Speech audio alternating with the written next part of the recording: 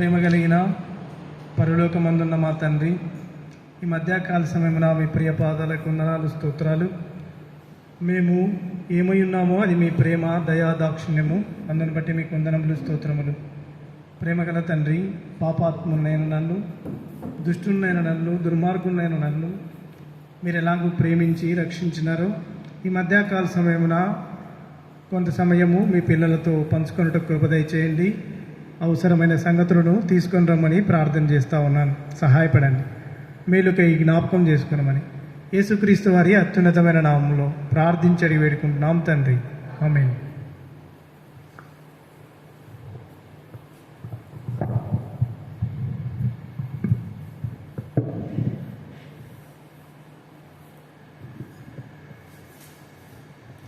సాక్ష్యం అంటే ఎంతమందికి ఇష్టం? అందరికి ఇష్టమే. నాకు కూడా చాలా బాగా ఇష్టం. 20 సంవత్సరముల కిందట నేను కూడా యవనస్తునిగా ఉన్నప్పుడు, 20 సంవత్సరముల కిందట నేను కూడా కొత్తగా ప్రభువుని నమ్ముకున్నప్పుడు ఎక్కడెక్కడున్న సాక్ష్యాలని సేకరించేవాడిని. దాదాపు అప్పుడే నా దగ్గర 20 మందివి దగ్గర నా సాక్ష్యాలు, మంచి సాక్ష్యాలు. చాలా సాక్ష్యాలు ఉంటాయి కానీ అవి కాదు. అన్ని సాక్ష్యాలు నిజమేనా? కాదు. 20 సంవత్సరముల కింద విన్న ఒక సాక్ష్యము పేరు కూడా చెప్తాను. అది చాలా వరకు అబద్ధం. ధనుంజయ శాస్త్రి విన్నారా సాక్ష్యము? ఎవరన్నా? అది అబద్ధం. ఆయనే ఒప్పుకుంటూ వచ్చినాడు. సరే, మరి దాని గురించి మనకు అవసరం లేదు. కాకపోతే సాక్ష్యం అనేది ప్రభు గురించి. ఈరోజు నన్ను ఎట్లా ప్రభు రక్షించినాడో కొన్ని మాటలు చూద్దాం.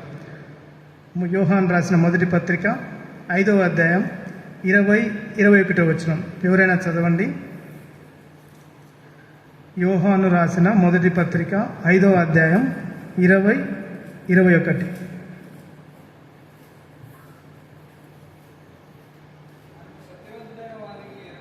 మనము సత్యవంతుడైన వానిని ఎరుగవలనని దేవుని కుమారుడు వచ్చి మనకు వివేకం అనుగ్రహించున్నాడని ఎరుగుదుము. మనము దేవుని కుమారుడైన యేసుక్రీస్తునందున్న వారమై సత్యవంతుని అందున్నాము. ఆయనే నిజమైన దేవుడును నిత్య జీవమునై ఉన్నాడు. చిన్న పిల్లలారా, విగ్రహముల జోలికి పోకుండా జాగ్రత్తగా ఉన్నది. నా పేరు సురేష్ కుమార్ రెడ్డి. మా ఊరు కర్నూలు జిల్లా చాగల్మరి అనే మండలం. పేరుకు కర్నూలే కానీ మేము పుట్టినప్పటి నుండి కర్నూలుకు రావడం తక్కువ. ఎందుకంటే అది కర్నూలు చివరి ప్రాంతం, బార్డర్ అన్నమాట. అటు తర్వాత మా ఊరి తర్వాత అంత కడప ఏరియా. కడపకు మాకు దగ్గర ఉంటుంది, కర్నూలుకు మాకు దూరం ఉంటుంది. పేరుకేమో కర్నూలు జిల్లా. అయితే చిన్నప్పటి నుంచి కూడా మీకు తెలుసు విగ్రహారాధికుల కుటుంబం అంటే ఎట్లుంటుందో. మా ఊరిలో ఒక గుడి ఉండేది, గ్రామదేవత గుడి. ఇప్పటికి కూడా ఉంది. ఆ గుడికి మా అబ్బా అంటాం, మేము అబ్బా అంటాం. అంటే మా నాన్న వాళ్ళ నాన్న, ఆయన దానికి పెద్దగా ఉండేవాడు. అటు తర్వాత మా నాన్న, ఇప్పుడు మా నాన్న కూడా దానికి ఒక మెంబరు. అయితే 2004వ సంవత్సరంలో నేను కూడా ఈనాడు విగ్రహారాధికులంతా ఎలా చేస్తారో అలాగ చేసుకుంటే పోయేవాడిని. సోమవారం శివాలయం, మంగళవారం ఆంజనేయుని గుడి, బుధవారం అమ్మవార్షల గుడి, గురువారం సాయిబాబా గుడి, ఇలాగ శుక్రవారం గ్రామదేవత గుడి, ఇలాగా ప్రతిరోజు ఒక్కొక్కటి వెళ్తా వచ్చే అలవాటు. వెళ్తా వచ్చేవాడిని. శుక్రవారం అయితే ప్రత్యేకంగా మా ఊరిలో గ్రామదేవత గుడి ఉందని చెప్పినాం కదా, ఆ గుడికి నేనే ప్రసాదం చేసుకొని నేనే పోయేవాడిని. నేనే అలాగ ఉన్న టైంలో డిగ్రీ సెకండ్ ఇయర్ చదువుతా ఉన్నాను. 2004లో డిగ్రీ సెకండ్ ఇయర్ చదువుతూ ఉన్నప్పుడు నాకు ఈ లోక సంబంధంగా యవ్వనస్తులు ఎలాగ చెడిపోతూ ఉన్నారో నేను కూడా అలాగ చెడిపోయినాను. ఆ కాలంలో ప్రేమ పేరుతో ఎలాగ చెడిపోతూ ఉన్నారో నేను కూడా చెడిపోయినాను. ఊర్లో యవ్వనస్తులకు నా పేరు తెలియటోళ్ళే లేదు. మండలంలో మా చుట్టూ 30 గ్రామాలు ఉంటాయి. మా ఊరి చుట్టూ 30 గ్రామాలు. దాదాపు ఇంటర్మీడియట్ డిగ్రీ చదివేవారు అందరికీ నా గురించి తెలుసు. వాళ్ళు ఎందుకంటే నా బ్రతుకును వారు చూస్తూ వచ్చినారు. అయితే చెడిపోయిన విధానంలో లోక సంబంధమైన ప్రేమ కొరకు నేను ప్రయాసపడే దినాలలో దేవుని ప్రేమ నన్ను తాకింది. 2004 సంవత్సరం నేను అనుకున్నాను, ఎందుకో ఒక ఆలోచన వచ్చింది. ఒకసారి ఒక టీ స్టాల్లో కూర్చున్నాను. టీ స్టాల్లో కూర్చొని అప్పటికో గుడికి పోయి వచ్చాను. గుడికి వచ్చి ఏమనుకున్నానంటే, ఇంతమంది దేవుళ్ళు ఉండే బదులు ఒక దేవుడు ఉంటే బాగుంటుంది కదా అని అనుకున్నాను. అనుకున్న తర్వాత నాకేమనిపించిందంటే, చర్చికి వెళ్ళాలని ఆశ వచ్చింది. ఎందుకంటే రోజుకొక గుడికి పోతాను కదా, ఆదివారం కూడా చర్చికి పోవాలనే ఒక ఆశ వచ్చింది. అయితే నేను వాలీబాల్ ప్లేయర్ని. రోజు గ్రౌండ్కి వెళ్ళి వాలీబాల్ ఆడేవాడిని. అక్కడ ఒక అన్న పరిచయం అయినారు, క్రిస్టియన్. నేను ఆ అన్నని అడిగినాను, అన్న యేసుప్రభు పాటలు ఏమన్నా మీ దగ్గర ఉన్నాయా అని అడిగినాను. క్యాసెట్లు ఉంటాయి, మీకు కొంతమందికి తెలియదు, క్యాసెట్లు ఉంటాయి, పాతకాలం క్యాసెట్లు. ఆ క్యాసెట్లలో ఆ అన్న అన్నాడు, ఇది వస్తుందో రాజు సురేష్ అని మరుసటి రోజు తెచ్చిచ్చినాడు.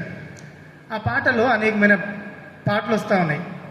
అందులో ఒక పాట ఏంటంటే సిలువను గురించిన పాట వస్తూ ఉన్నాయి, రకరకాల పాటలు వస్తూ ఉన్నాయి. ఒక పాట ఏంటంటే, కొంతసేపు కనబడి అంతలో మాయమైపోయే ఆవిరి వంటిది నా జీవితం, లోకాన కాదేది శాశ్వతం, ఏసే నిజ దేవుడు నిత్య జీవం ఇస్తాడు, మరణమైన జీవమైన నిన్ను విడువడు. నాకు అర్థం కాలే, ఏంది యేసుప్రభు నిజమైన దేవుడా? ఆ పాటను మళ్ళీ మళ్ళీ చాలాసార్లు వింటా వచ్చిన. ఏసే నిజ దేవుడు నిత్య జీవం ఇస్తాడు, మరణమైన జీవమైన విడిచిపెట్టడా? నిజమైన దేవుడా? నాకు నచ్చలే ఈ మాట. ఇంతమంది దేవుళ్ళు దేవతలు మాకుంటే ఈయన నిజమైన దేవుడు అంటారు ఏంది అని నేనేం చేసినానంటే, తర్వాత దాంట్లో నచ్చిన మాట ఏంటంటే, మరణమైన జీవమైన నిన్ను విడువడు. ఆ మాట నన్ను ఎంతో పట్టుపోయింది. ఎందుకంటే అప్పటికే నాకు భయం ఉండేది. ఆ అవ్వ చనిపోయింది, ఆ తాత చనిపోయినాడు, ఎక్కడికి పోయినాడో, నేను కూడా ఎక్కడికి పోవాలనో, నాకు మరణ భయం ఉండేది. ఆ మరణ భయంతో అట్లానే ఉండేవాడిని. ఎక్కడికి పోవాలనో, చనిపోతే ఎక్కడికి పోవాలనో అనే భయం ఉండేది. అయితే ఆ ప్రశ్నకు జవాబు దొరికింది. మరణమైన జీవమైన నిన్ను విడివడు అంటే చనిపోయినా విడిచిపెట్టడా? ఇంత మంచి దేవుడు ఉన్నాడు ఈ లోకంలో అని ఆశ్చర్యం అనిపించింది. ఎవరు చెప్పలే నాకు ఇంతవరకు. అయితే మా ఫ్రెండ్ ఒకడు ఉండేవాడు, వాడు రోమన్ క్యాథలిక్. నేను కూడా మొదటిసారిగా రోమన్ క్యాథలిక్ చర్చికి వెళ్ళడం మొదలుపెట్టాను. ఒక సండే వెళ్ళాను.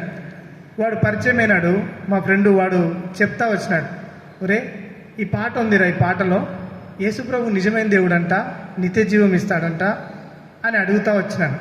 నిజమైన దేవుడు అంటే ఏందిరా? ఇంతమంది దేవుళ్ళు మాకుంటే ఈయన నిజమైన దేవుడు అంటారేంటి అని అడుగుతా వస్తే వాడు చెప్పినాడు, యేసుప్రభు ఒక్కడే నిజమైన దేవుడు, ఆయనలో పాపం లేదు అని. సువార్త, వాడు మారు మనసు పొందలే, ఇప్పుడు రక్షణ పొందలే, ఆయన కూడా సువార్త చెప్పినాడు. ఎందుకంటే చిన్నప్పటి నుంచి క్రిస్టియన్ కుటుంబంలో పెరిగినాడు కాబట్టి ఆ విన్నే మాటలు ఒల్లించినాడు నాతో. దేవుని వాక్యం సత్యం కదా. అయితే అక్కడ నాకు అర్థమైన విషయం ఏంటంటే, దేవుడు నా పైన దయ చూపినాడు, సత్యం ఎరగడానికి సహాయపడినాడు. యేసుప్రభు పాపం లేని దేవుడు, ఈయన పాపం లేని దేవుడు అన్న సత్యం ఎప్పుడైతే నాకు అర్థమైందో, నేనేమనుకున్నానంటే, నేను చెప్పినాను ఇంటికి వచ్చి, ఇంకా శుక్రవారం అయితేనే ప్రసాదం చేసుకోవాలా, గుడికి పోవాలా. అయితే నేను పోనని చెప్పినాను. వాళ్ళు అనుకున్నారు, సరే కొన్ని రోజులు మసీదుకు, కొన్ని రోజులు దర్గాలకు అక్కడ ఇక్కడ తిరుగుతూ వచ్చినాడు కదా, ఇప్పుడు కూడా కొంచెం చర్చికి పోతున్నాడు, పోనీలే అనుకున్నారు. అయితే వాళ్ళు నాలో మార్పు గమనించినారు. నాకు కూడా దేవుని వాక్యం వినే కొద్దీ మార్పు వచ్చింది. రోమన్ క్యాథలిక్ చర్చికి వెళ్తా ఉన్నాను. ఒక అన్న పరిచయం అయినారు, హెబ్రోన్ ఫెలోషిప్ అన్న. ఆ అన్న దేవుని వాక్యం బోధించేవాడు నాకు. ఏమని బోధించినాడంటే, లేవియకాండం 26:1 మీరు విగ్రహములు చేసుకునకూడదు అని ఉంది. నేను వచ్చి ఆయన చెప్పినాడు, రోమన్ క్యాథలిక్ చర్చిలేమో అన్ని విగ్రహాలు కనపడుతున్నాయి, అక్కడ ఏంది బైబిల్ ఏమో మీరు ఏ విగ్రహం చేసుకునకూడదని ఉంది, మరి వీళ్ళు ఎందుకు చేసినారు అంటే, బైబిల్ ప్రకారం ఈ చర్చి నడవడం లేదు అని అర్థమైంది. నేనేం చేసినానంటే ఆర్షం పోవడం మానేసినాను. హెబ్రోన్ ఫెలోషిప్కి వెళ్ళాను. కొత్తగా మొదటిసారి పిలిచినాను నన్ను 2004లో. పిలిచినప్పుడు అక్కడికి వెళ్తానే ఇలాగే వాక్యాలు రాసున్నాయి అన్నీ. ఆదికాండం 1వ అధ్యాయం 1వ వచనంలో ఉన్నట్టు వాక్యమే దేవుడు అన్న సత్య ప్రకారం నాకు అర్థమైంది. తర్వాత అలాగుంటా వచ్చినాను. ఇంట్లో చెప్పేసినాను, నేను ఎక్కడికి పోలేదు. సరే, వారు కూడా బలవంతం చేయలేదు, దేవుని దయను బట్టి, దేవుని కృపను బట్టి. అయితే ఆ దినాల్లో నేను 2004 అయిపోయింది, 2005 కూడా అయిపోయింది, డిగ్రీ ఫైనల్ ఇయర్ అయిపోయింది. ఓ సబ్జెక్ట్ ఫెయిల్ అయినాను. తర్వాత పాస్ అవుతా వచ్చినాను. నాకు ఇయర్ వేస్ట్ చేసుకోకూడదని ఉన్నది. బెంగళూరు వెళ్ళాను. బెంగళూరులో bachelor of physical education BPEd, ఇప్పుడు బీఈడి ఎలాగ చేస్తారో అలాగా పీఈటీ టీచర్స్కి బ్యాచులర్ ఆఫ్ ఫిజికల్ ఎడ్యుకేషన్ ఉంటుంది. ఆ కోర్సు అక్కడ చేస్తూ వచ్చినాను. బ్యాచులర్ ఆఫ్ ఫిజికల్ ఎడ్యుకేషన్ చేస్తూ వచ్చినప్పుడు 1 ఇయర్ దాదాపు అక్కడే ఉన్నాను. బెంగళూరు వెళ్ళిన తర్వాత ఇంకా చెడిపోయినాను. ఈ లోక సంబంధమైన ప్రేమను నేను విడిచిపెట్టేవానికి కాదు. దేవుడు నా పైన దయ చూపినాడు. ఎందుకంటే దేవుని వాక్యం శక్తి గలది, ప్రభావం గలది. ఆయన ప్రేమ నన్ను మారుస్తూ వచ్చింది. తిరిగి వచ్చినాను 1 ఇయర్ తర్వాత బెంగళూరు నుంచి. తర్వాత ఆయన ప్రేమ నన్ను మార్చింది. దేవుని ప్రేమ నన్ను వెంటాడింది. ఎంతగానో ఆయన సత్యం అర్థమైంది. నిజంగా అప్పుడు అర్థమైంది, తల్లిదండ్రుల ప్రేమ కన్నా, అన్నదమ్ముల ప్రేమ కన్నా, భార్య భర్తల ప్రేమ కన్నా, అందరి ప్రేమ కన్నా దేవుని ప్రేమ గొప్పది అని అర్థమైంది ఆ సత్యం. అందుకే సమస్తాన్ని నిజానికి ఎక్కడ ఉండాల్సిందో, ఏ జైల్లో ఉండాల్సిందో, ఏ రాడికల్గా ఇంటికి విరోధంగా ఒకరోజు మా నాన్నకు లెటర్ రాసినాను, నేను చేసుకుంటే ఆ అమ్మాయిని చేసుకుంటా అని లెటర్ రాసినాను. అట్లాంటి పరిస్థితిలో ఉన్నాను నేను. అలాంటి పరిస్థితిలో ఉన్న నన్ను దేవుడు ఏం చేసినాడంటే విడుదల, విమోచన అనుగ్రహించినాడు. ఎవరు చెప్పలేదు. దేవుని ప్రేమ ఎప్పుడైతే నన్ను తాకుతా వచ్చిందో, ఎప్పుడైతే అసత్యం అనిపించిందో, నేను తెలుసుకున్నాను ఇది తప్పు అని. వన్ సైడ్ నేనేమో ఆ అమ్మాయి వెంటబడేవాడిని, ఆ అమ్మాయి ఏమో వద్దని చెప్పేది. ఇది తప్పు అని ఎప్పుడైతే అర్థం చేసుకున్నానో, నా ఊర్లో వాళ్ళు ఎంతోమంది నన్ను అడిగేవారు, నా ఫ్రెండ్స్ అడిగేవారు, ఒరే సురేష్ నువ్వేనారా ఇట్లా మారిపోయింది. వాళ్ళకు ఆశ్చర్యం కలిగింది. ఎందుకంటే దేవుడు మార్చినాడు నా జీవితాన్ని పూర్తిగా. ఇందాక పాటలు పాడుతున్నాం కదా, వెలిగించినాడు ఆయన, పోగొట్టినాడు పాపపు చీకటి బ్రతుకునంత. అసలు నా జీవితం ఒకప్పుడు నాకే అసహ్యం. అరే జంతువుకు నాకు తేడా లేదు, ఒక జంతువు మేలు నాకన్నా. అంత ఘోరంగా బ్రతికినాను, అంత పాపంలో బ్రతికినాను. పైకి బాగా కనపడేవాడిని. కాకపోతే హృదయం నాకు తెలుసు, దేవుడికి తెలుసు, ఇంకెవరికి తెలియదు. చెడిపోయిన హృదయం. అయితే దేవుడు ఏం చేసినాడంటే ఆయన ప్రేమ చేత మారుస్తూ వచ్చేసి నా హృదయాన్ని ఎంతో పాపం నుండి విమోచన, విడుదల కలుగజేసినాడు. ఒకే రోజు రాలేదు కానీ కొన్ని సంవత్సరాలు పట్టింది. ఇదంతా కొన్ని సంవత్సరాలు పడతా వచ్చింది. తర్వాత 2008లో డిఎస్సి రాస్తూ వచ్చినాను. 2007 అంతకుముందు ఎంపీడీ చేయమని మా నాన్న కొంచెం ఫోర్స్ చేస్తూ వచ్చినాడు. నేను అనుకున్నాను నాకు వద్దు నాన్న, ఎందుకు నేను పోనంటే ఆయన చదువుకోరా అని బలవంతం చేసినాడు. సరే ప్రైవేట్ కాలేజీలో పేమెంట్ కట్టి వచ్చినాను. ఒక 10,000 రూపాయలు కట్టి ఇంటికి వచ్చినాను 2007లో. కట్టొచ్చిన తర్వాత వాళ్ళు అన్నారు, మీరు మానుకుంటే 5,000 కట్ అవుతుంది, 5,000 ఇస్తాము రిటర్న్ అన్నారు. నేను రాత్రంతా నిద్రపోలే సరిగా. ఒక రోజుకే నేను పోను అంటే ఈయనేమో పొమ్మంటాడు, 5,000 రూపాయలు కట్ అవుతాయి, వాళ్ళు ఏమో ఈయనని చెప్పినారని బాధపడతా. ప్రభా, నేను అప్పుడే ప్రభుని ఎరిగినాను కదా, ఆల్రెడీ 2004లో ప్రభుని ఎరిగినాను. పూర్తిగా మారలేదు కానీ ప్రభుని ఆనుకుంటా వచ్చేవాడిని. నేను చెప్పినాను, ప్రభా నాకు ఇష్టం లేదు, ప్రభా పోవడం నాకు ఇష్టం లేదని రాత్రంతా అట్లే బాధతుంది. పొద్దున్న లేచినాక అదే బాధ, ప్రభా నేను పోనని క్యాలెండర్లో వాక్యం చూసినాను. పోయి క్యాలెండర్లో వాక్యం చూస్తే న్యాయాధిపతుల గ్రంథంలో రాయబడిన మాట, నిన్ను పంపినవాడను నేనే అని రాయబడింది అక్కడ. నాతో ప్రభు డైరెక్ట్గా మాట్లాడడం అదే మొదటిసారి. ఆ డైరెక్ట్గా మాట్లాడితే ఎంతో ఆనందం వేసింది. ఎందుకంటే నేను పోను అని పోయి వాక్యం చదువుకుంటా పోతే నిన్ను పంపినవాడను నేనే అని రాసింది. అంటానే నాకు ఎంతో సంతోషం వేసింది. నిన్ను పంపినవాడను నేనే అంటానే దేవుడు పంపినాడు అన్న ధైర్యం వచ్చింది నాకు. 2 సంవత్సరాలు అక్కడ ఉండడానికి ప్రభు సహాయపడినాడు. మాస్టర్ ఆఫ్ ఫిజికల్ ఎడ్యుకేషన్ చేస్తూ వచ్చినాను. తర్వాత డిఎస్సి ఇంట్రెస్ట్ లేదు, డిఎస్సి రాయాలని ఇంట్రెస్ట్ లేదు, చదువు మీద ఇంట్రెస్ట్ లేదు. ఎందుకంటే జీవితం అలాగొచ్చింది ముందు నుంచి. చదువు మీద ఇంట్రెస్ట్ లేని కారణాన్ని బట్టి సొంతంగా సంపాదించుకోవాలని కూడా తెలియదు. అలా బ్రతుకుతూ వచ్చినాను నేను. అటు తర్వాత 2008 డిఎస్సి, 2006 రాశాను, రాలేదు పోస్టు. 2008 రాశాను, 1.5 మార్కులో జాబ్ పోయింది. సరే తర్వాత వదిలేసినాను. మా సిస్టర్ అనేది తర్వాత ఎంపీడీ, మాకు సీనియర్ ఒక ఆయన ఉండేవాడు, నాకు కాల్ చేసినాడు. చేసి, సురేష్, రాజమండ్రిలో ఇంజనీరింగ్ కాలేజీలో పీడీ పోస్ట్ ఉంది, ఆయన పనిచేసేవాడు అక్కడే, నాతో పాటు పని చేయడానికి రమ్మన్నాడు. దాదాపు 2009 అనుకుంటాను, 2010 ఆ సమయంలో అనుకుంటాను. నేను చెప్పినాను, సార్ చెప్తాను లేండి సార్ అన్నాను. సరే ప్రార్థన చేసి అడుగుదాం అనుకున్నాను. ప్రభా, నేర్చుకున్నాను అప్పుడే. ఏం నేర్చుకున్నానంటే దేవుని చిత్తము కనుగొనాలి అన్న సత్యాన్ని నేర్చుకున్నాను. అప్పుడే ఏం చేసినానంటే, ప్రభా నేను పోవాలనా లేదా, రాజమండ్రి పోవాలనా లేదా అని. మా సిస్టర్ ఫోన్ చేసింది హైదరాబాద్కి రమ్మని. ఆమెకు మ్యారేజ్ అయింది అప్పటికే, అక్కడ హైదరాబాద్లో ఉండేది. నేను ప్రార్థన చేస్తూ వచ్చినాను, ప్రభువా నేను పోవాలనా లేదా అని ప్రార్థన చేస్తూ వచ్చి, ఎట్లా ప్రార్థన చేసినానంటే ఒక వర్తమానం వినాలనుకున్నాను. ప్రభువా ఆ వర్తమానంలో నువ్వేం మాట్లాడతావో దాన్ని బట్టి అనుకున్నాను. జయరాజ్ అన్న వాక్యం చెప్తా ఉన్నాడు. నా దగ్గర చాలా వర్తమానాలు ఉండే, ఎప్పట్లో ఒక 90 వర్తమానాలు నా దగ్గర ఉండేవి జయరాజ్ అన్నవి. అందులో నీ స్వబుద్ధిని ఆధారం చేసుకొనక పూర్ణ హృదయముతో యెహోవా యందు నమ్మిక ఉంచు అనే మాట, అది అంశము. అరే ఈ అంశం అయితే బాగుంటుంది, నేను దేవుని చిత్తం కనుక్కోవచ్చని అన్ని వర్తమానాల్లో ఆ వర్తమానం పెట్టుకున్నాను. ప్రభా నేను హైదరాబాద్ పోవాలని మీ ఉద్దేశం అయితే, లేదా రాజమండ్రి పోవాలని మీ ఉద్దేశం అయితే, ఈ వర్తమానం అయిపోయే లోపల నాకు హైదరాబాద్ అనే మాట రావాలి. వస్తే నేను హైదరాబాద్ పోతానని ప్రార్థన చేసుకుంటూ వచ్చినాను. అది ఎప్పుడో గంట తర్వాత హైదరాబాద్ అనే మాట వచ్చింది. సరే నేను ఇక సిద్ధపడినాను హైదరాబాద్ రావాలని. హైదరాబాద్ రావాలని సిద్ధపడినాను. 2011, 2012 ఆ సమయంలో హైదరాబాద్ వచ్చేసినాను. కానీ అప్పటికి కూడా డిఎస్సి ప్రిపరేషనే, ఎక్కడికి ఉద్యోగానికి పోవడానికి ఇంట్రెస్ట్ లేదు. ఎందుకంటే ఉద్యోగం చేయడానికి ఎందుకో అసమాధానంగా ఉండేది, ఎంత ట్రై చేసినా కూడా. 2012 ఆ టైంలో 2012లో రాసినాను, ఒక డిఎస్సి రాసినాను. కర్నూలు జిల్లాలో 6వ ర్యాంక్ వచ్చింది, కానీ పోస్టులు 2 ఉన్నాయి అప్పుడు. తర్వాత 2014 డిఎస్సి రాసినాను, నాన్ లోకల్ గుంటూరు రాసినాను. అప్పుడు పోస్టులు 5 ఉన్నాయి, నాకు 7వ ర్యాంక్ వచ్చింది. ర్యాంకులు వచ్చినాయి కానీ ఉద్యోగం రాలేదు. సరే దేవుని ఉద్దేశం ఏమైందో అని పర్వాలేదని అట్లే ఉంటామని. తర్వాత స్కూల్కి వెళ్ళాలా, ఎక్కడైనా పని చేయాలా అనుకునేవాడిని. ఎక్కడైనా పని చేయాలనుకున్నాను కానీ ఎక్కడికి పోయినా సమాధానం ఉండేది కాదు, ఎందుకో తెలియదు, నాకు అర్థమయ్యేది కాదు. అయితే నేనేం చేసినానంటే, ఓ చిన్న స్కూల్కి పోతే వాళ్ళు ఇంటర్నేషనల్ కాలేజ్ పిలిచేవాళ్ళు. మాకు ఇంటర్నేషనల్ స్కూల్ ఉంది, మా వెంగళరావు నగర్ అని ఉంటుంది.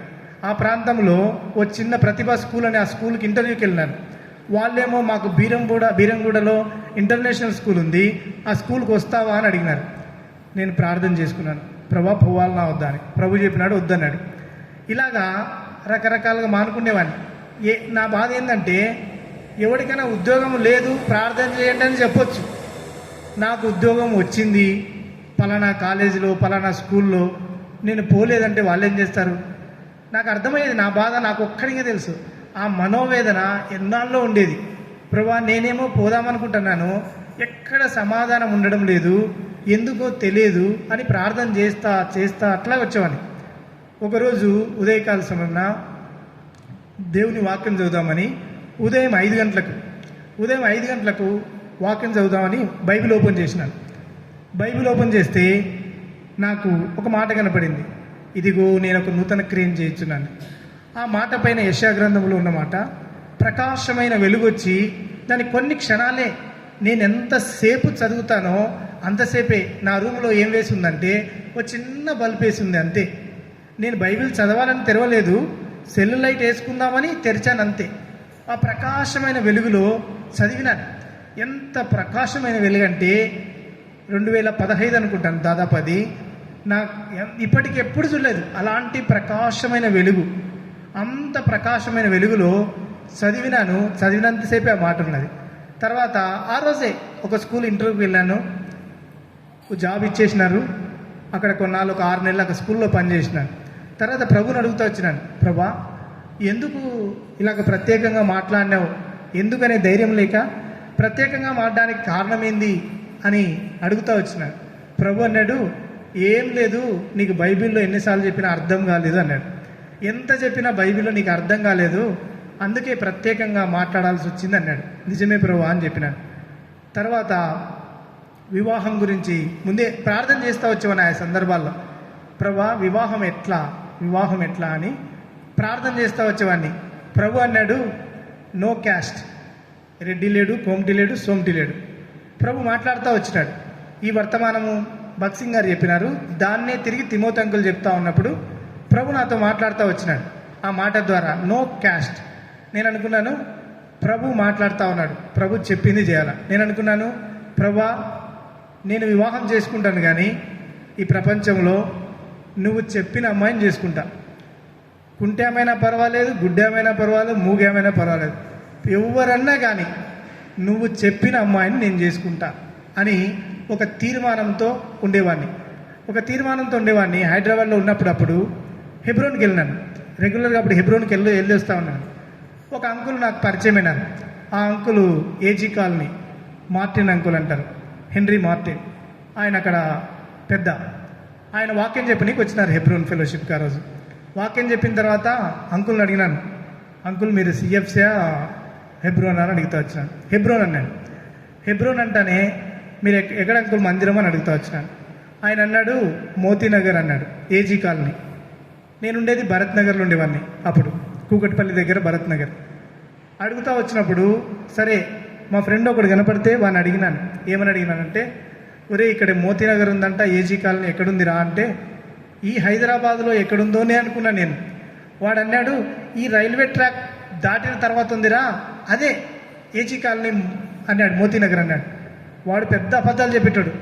నేను అనుకున్నాను నేను ఎక్కడో ఈ సిటీ అంతట్లో ఒక పేరు అడిగితే వాడు ఆ రైల్వే ట్రాక్ దాటిన తర్వాత ఉందంటాడు, వీడు అబద్ధం చెప్తున్నాడు అనుకొని పట్టించుకోలేదు.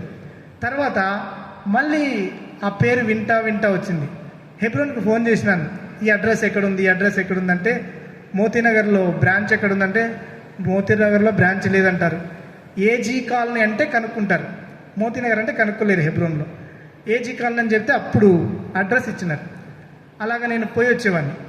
ఆ అంకులు నాకు పరిచయమై వివాహం గురించి వివాహం గురించి అడుగుతూ వచ్చి ఏమన్నాడంటే, ఎలాగా వివాహం చేసుకోవాలనుకుంటున్నావు, ఇలా కొన్ని ప్రశ్నలు అడుగుతూ వచ్చినాడు. బాప్తిజం ఎప్పుడు తీసుకున్నావు, ఇలాగ రకరకాలుగా అడుగుతూ వచ్చినప్పుడు చెప్పినాను. సరే పెద్ద ఆయన ఏదో రాసుకున్నాడు అనుకున్నాను, కానీ నాకు ఆయన మ్యాచ్ చూస్తాడని నేను అనుకోలేదు. ఆ తర్వాత ఏమన్నాడంటే, ఒకసారి సురేష్ ఒక అమ్మాయి ఉంది, వరంగల్ అమ్మాయిది, ప్రార్థన చేసుకో అని చెప్పినాడు. అంతే. నేను హెబ్రోన్కి వెళ్తా ఒకరోజు, ఒక ఆదివారం, ఒక ఆయన అడిగిన వరంగల్ యాడుంటుంది అని అడిగిన. వరంగల్ యాడుంటుందంటే ఇక్కడ నుంచి 3 గంటలు అన్నాడు. నాకెప్పుడు వరంగల్ తెలియదు, నాకు హైదరాబాద్ వరకే తెలుసు. అక్కడ అడిగితే ఇక్కడ నుంచి 3 గంటలా, సరే అనుకున్నాను. కానీ తర్వాత ప్రార్థన చేస్తూ వచ్చినాను, ప్రభా వరంగల్ అంట, ఈ అమ్మాయి గురించి అంకుల్ ప్రార్థన చేసుకోమన్నాడని ప్రార్థన చేసుకుంటూ వచ్చినాను. మళ్ళీ ఏం చేసినానంటే, ఒకరోజు రాత్రి స్కూల్లో పనిచేసేవాడిని, ఎర్రగడ్డ స్కూల్లో పనిచేసేవాడిని. అక్కడ నుంచి వచ్చిన తర్వాత ఏమన్నా అంటే, ప్రభా ఈ అమ్మాయి పేరు అడుగుతా ప్రభా అంకుల్ని అడిగాను. అనుకొని ప్రభా ఈ అమ్మాయి పేరు ఏమైంటుంది అని నేను హృదయంలో ఏమనుకుంటే, ఏ శాంతినో స్వప్నానో అయింటుందని ఈ 2 పేర్లు అనుకున్నా. శాంతి కానీ స్వప్న కానీ ఏదన్నా పేరు అయింటుంది అనుకొని నేనేం చేసినానంటే అంకుల్కి ఫోన్ చేసిన, అంకుల్ ఇట్లా ప్రార్థన చేయడానికి ఆ అమ్మాయి పేరు ఏం పేరు అంటే స్వప్న అన్నాడు. అమ్మో నేను లోపల ఏమనుకుంటే అదే బయటకు వచ్చింది అనుకున్నా, భయం వేసింది. సరే ఇంకెక్కడికి పోయినా ఈ వరంగల్ నా చుట్టే తిరుగుతుంది, ఎక్కడికి పోయినా ఈ పేరు నా చుట్టే తిరుగుతుంది. దేవుని వాక్యంలో కూడా సందర్భం వేరు, కానీ స్వప్నం అనే మాట రకరకాలు అక్కడ కనపడతా ఉంది. తర్వాత సరే ప్రార్థన చేస్తూ వచ్చిన. నేను స్కూల్లో పీటీ టీచర్గా పనిచేసేవాడిని. అప్పుడు ఏమైందంటే జనవరి 26 ఫ్లాగ్ హాస్టింగ్, ఆ రోజు మెహదీపట్నంలో స్కూల్లో పనిచేసేవాడిని. అటు తర్వాత అక్కడ నుంచి ఏమైందంటే మా ప్రిన్సిపల్ మేడం సార్ వెళ్ళిపోండి సార్ అన్నది. ఇప్పుడు ఏదో మంచి సమయము, ఈరోజు యూత్ రిట్రీట్ జరుగుతుందంట హెబ్రోన్లో అనేసి ఆ రోజు వచ్చేసినాను. ఆ రోజు యూత్ రిట్రీట్కి వచ్చేస్తే పొద్దునుంచి వాక్యం చెప్తా ఉన్నారు. నేను అడిగినాను, ప్రభా ఆ అమ్మాయి గురించి నాతో మాట్లాడు అని ప్రార్థన చేసుకుంటూ వచ్చినాను. మధ్యాహ్నం భోజనం చేసే ముందు ఏం చెప్పినారంటే, ఒక సిస్టరు ఒక బ్రదరు సాక్ష్యం చెప్తారు, తర్వాత మీరు వెళ్ళిపోవచ్చు అన్నారు. సరే సాక్ష్యం అంటే ఇంట్రెస్టే కదా, కూర్చుందాంలే అని భోజనం చేసిన తర్వాత మా సహోదరుడికి ఉంటాడు పీఈటీ, ఇద్దరు ఆల్రెడీ అన్నకు చెప్పిన, అన్న ఇది విషయము ప్రార్థన చేయి అని చెప్పిన. సరే అన్నాడు. నాకు తెలియదు ఆ రోజు సిస్టరే టెస్ట్ మనీ చెప్పి నీకు వచ్చింది. ఆ రోజు సిస్టర్ టెస్ట్ మనీ చెప్పి నీకు వచ్చి నా పేరు స్వప్న, మాది వరంగల్ అన్నది. నాకు భయం వేసింది. ఇదేంది ప్రభా, నా పేరు స్వప్న, వరంగల్ అంటది. నేను జక్కయ్య ఎవరు అంటే చూడాలనుకున్నట్టు ఈ అమ్మాయి ఎవరో చూడాలనుకున్నాను, డైరెక్ట్ నా ముందరికే రప్పించినావు అని భయం వేసింది. నాకన్నా భయం నా పక్కన సహోదరునికి వేసింది. అన్న అన్నాడు, గట్టిగా అరిచినాడు, వరంగల్ స్వప్న అంటలే అన్న, ఇదేందన్నా, ఇదేదో జరిగేటట్టుంది అని ఆయనకు భయం వేసింది. ప్రభా సరే ప్రార్థన చేస్తూ వచ్చినాను. సరే అంకుల్ వాళ్ళు ఏం చెప్పినారంటే, ఇదిగో ఒక వేరే అంకుల్ వాళ్ళకి చెప్పేసి వీళ్ళిద్దరికి నేను చూసినాను కానీ సిస్టర్ నన్ను చూడలే కాబట్టి అప్పటికి వాళ్ళకి ఈ విషయం అంతా తెలియదు కదా.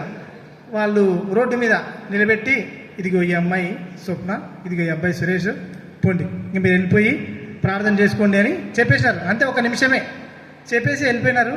ప్రార్థన చేసుకోండి అని చెప్తా వచ్చినారు. సరే ప్రభు మాట్లాడుతూ వచ్చినాడు, ఆయన రకాలుగా ఆమెను నీ భార్యగా చేర్చుకుంటకు భయపడకుము, సుబుద్ధి గలది, ఇలా రకరకాలుగా వాక్యం ద్వారా ప్రభు బలిపరుస్తూ వచ్చినాడు, ధైర్యపరుస్తూ వచ్చినాడు. అప్పటికి ఇంట్లో చెప్పలేదు ఇవన్నీ, ఇంకా ఇంట్లో చెప్పాలి.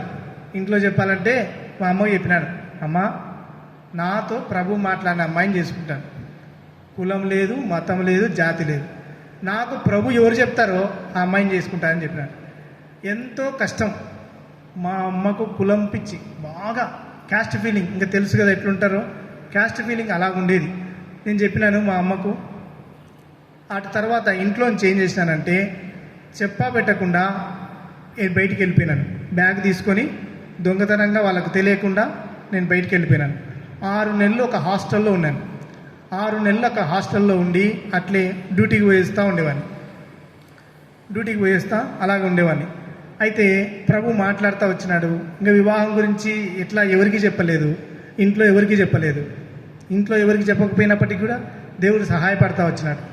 చాలామంది ఇంకా మ్యారేజ్ గురించి పెద్దలు, అంకులు, మార్టిన్ అంకుల్ కానీ ఇంకా మా ఊర్లో సేవకుల్ని పిలిపించి వాళ్ళు హైదరాబాద్లో మాట్లాడుతూ వచ్చినారు. వీళ్ళ వివాహం ఎట్లా అని వాళ్ళు మాట్లాడుతూ వచ్చినప్పుడు, సరే వీళ్ళ ఇంటి సైడ్ అయితే ఈ ఫ్యాక్షనిజం ఇలాంటి ఏం గొడవలు లేవు అని తెలుసుకున్నారు, సరే అనుకున్నారు. కానీ ఇంట్లో అయితే చెప్పేది లేదు, ఇంట్లో చెప్పలేదు. తర్వాత మ్యారేజ్కు స్థలం కావాలంటే అందరికీ భయం వేస్తుంది ఇవ్వాలంటే. ఏ మందిరంలో అడగాలన్నా వాళ్ళు భయపడతానే ఉన్నారు, మీరు ఇది చెప్పకుండా చేసుకుంటా ఉన్నారు, ఎట్లా అని అందరికీ భయం వేస్తూ ఉంది.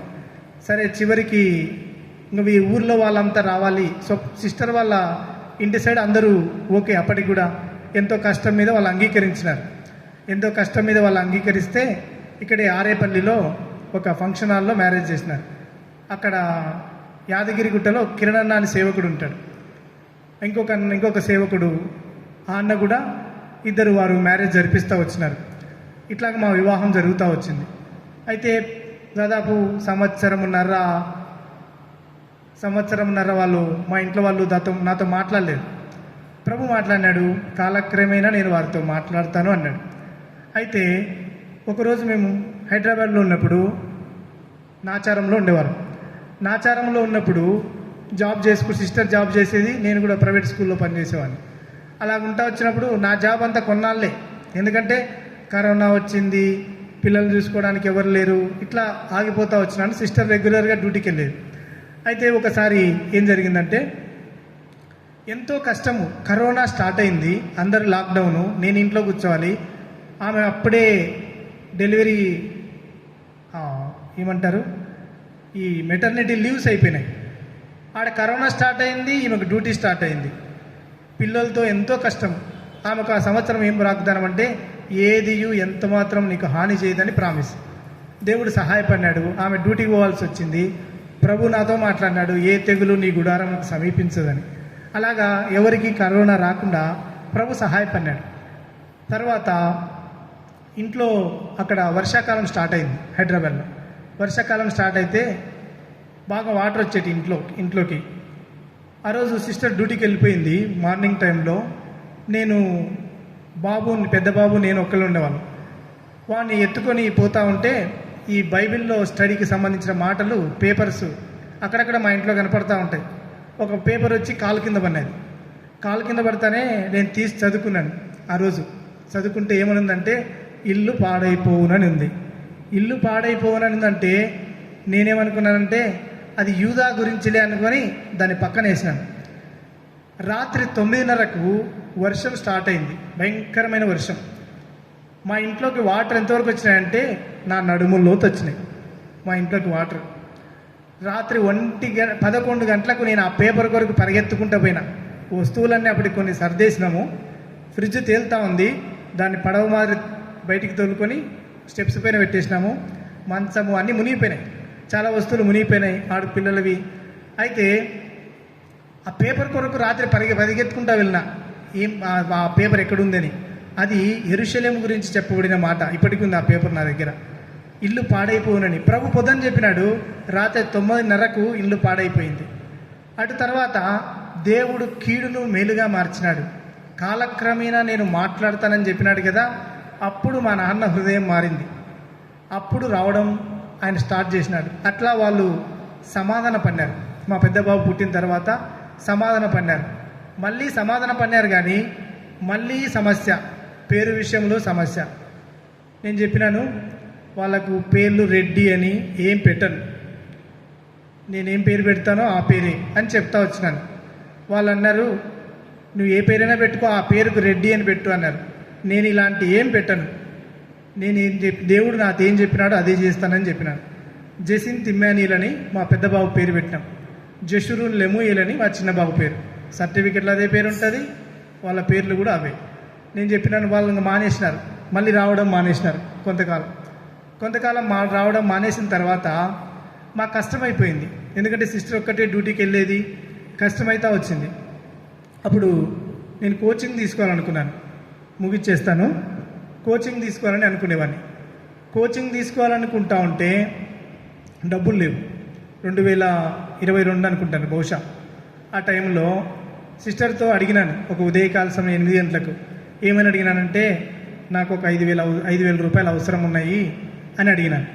అడిగితే ఆమె అన్నది, ఆమె ఒక్కతే డ్యూటీకి పోయేది, నేను పోయేవాడిని కాదు, మాకెవరిని అడిగే అలవాటు లేదు, ఎవరి దగ్గర అప్పు చేసేవాడిని. కానీ తర్వాత వివాహం తర్వాత ఎప్పుడు అప్పు మానేసినాను, అప్పు తప్పని తెలుసుకున్నాను, అప్పు మానేసినాను.